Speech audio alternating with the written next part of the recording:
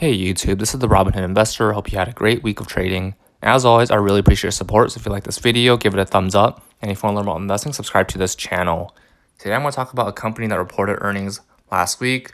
That company is TSM, or Taiwan Semiconductor Manufacturing Company. Their price per share is $125.36. You can see here, last Friday, down almost 1% past year, up 116%, which is very solid growth this past year. In past 5 years, up 492%. So you can see that the demand for these chips has been increasing, and this company has been benefiting from that trend. So in terms of my portfolio, this makes up 1.4% portfolio, or $3,886. I'm up 178% on this position, and my average cost is about $45 per share relative to the $125 per share. Now taking a look at the market cap or the overall valuation, it's $555 billion. PE ratio is 36, and dividend yield is 1.09%. So overall PE ratio, I think the price per share relative to the earnings, it's justified because I still think that TSM has a lot of upside with the future trends of continued demand in their chips, and as companies continue to outsource their chip manufacturing to TSM, they'll continue to benefit from that trend. Overall, analyst ratings is 85%, give it a buy, so pretty solid analyst ratings.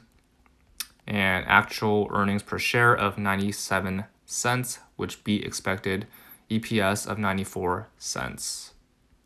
Taking a look at the actual fourth quarter 2020 earnings conference report, I'm going to scroll down a bit just to speed up down to their highlights. If you look at the 2020 financial highlights of 2020 versus 2019, you can see that net revenue in $1 billion is $45 billion versus 2019 of $34 billion. So that's a 31% year-over-year growth. Net revenue of 1.3 trillion relative to 1.069 trillion. That's 25% year-over-year growth, so very solid performance. Gross margin is 53% relative to last year, 46%, so it's great to see that increase. Operating margin is also increased. Income before tax, solid growth. EPS, earnings per share, $19 per share versus $13 per share. So overall, across the board, very solid performance, solid growth.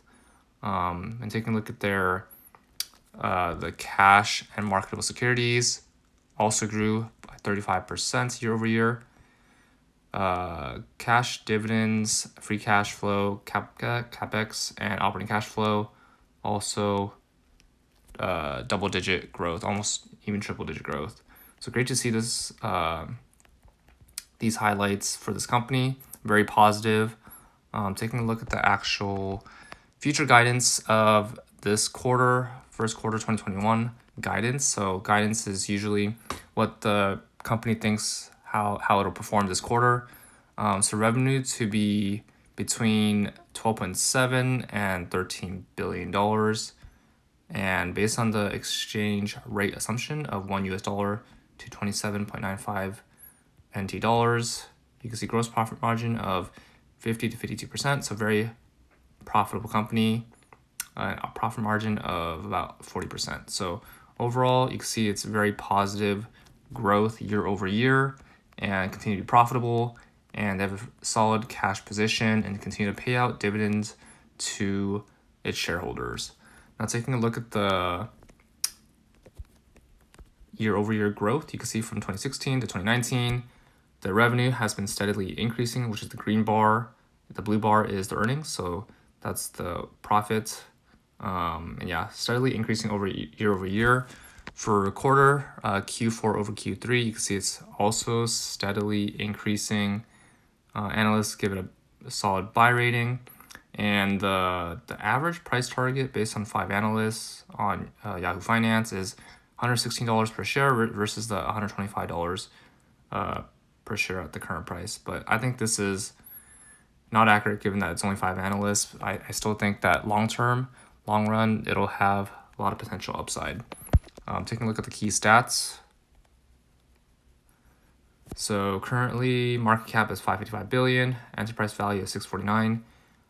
Trailing PE, it says 56, but forward PE of 31. So I think it's, continued growth in revenue.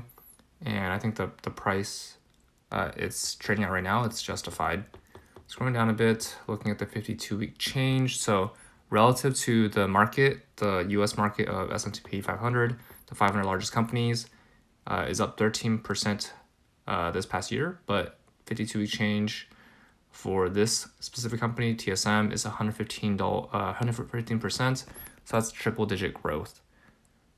Now for the 200-day moving average is 87 versus the current price of 125.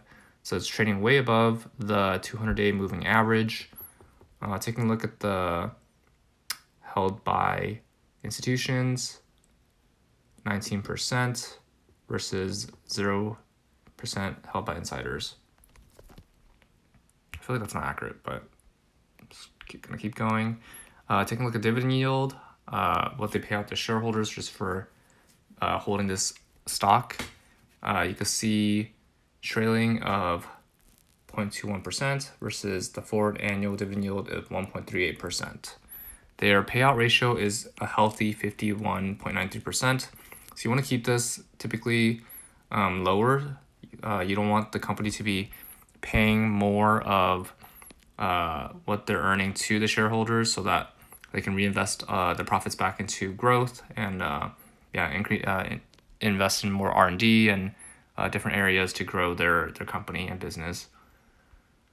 Taking a look at profit margin, it's 38%. Return on assets and return on equity is also positive.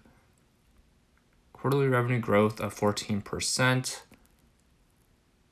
and earnings growth of 23% quarterly. I don't think this is accurate because they definitely do have cash on hand and debt. And this is probably not accurate either. But overall, I think TSM is a very solid position to hold long term. It's in the hardware space, and as demand for semiconductor chips continue to increase, TSM will continue to benefit. And I believe they are also taking market share from Intel as Intel continues to lag in their chips. TSM continues to be a leader in the space, and I think they'll continue to grow, and their stock will benefit from that growth. That's all for this video. What are your thoughts on TSM? Comment down below. Remember to use my referral links below, and both of us get $20 for using personal capital or free stock for using Robinhood. If you like this video, give it a thumbs up, and if you want to learn more about investing, subscribe to this channel. See you in the next video.